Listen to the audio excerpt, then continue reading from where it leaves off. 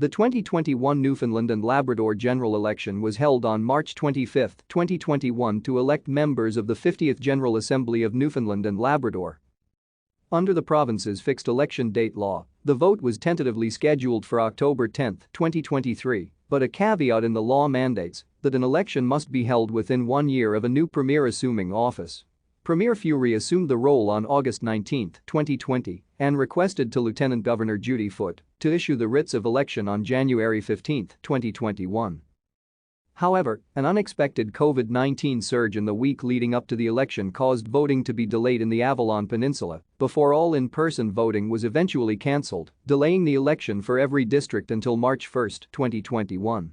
After several more delays, the final mail-in ballot deadline became March 25, 2021. The election will be the first mail-in only election in Canada. Preliminary results were released by noon on Saturday, March 27, which projected Andrew Furey and the Liberal Party to win a majority government. Thank you for watching. Like and subscribe if you would like to view more of our videos. Have a nice day.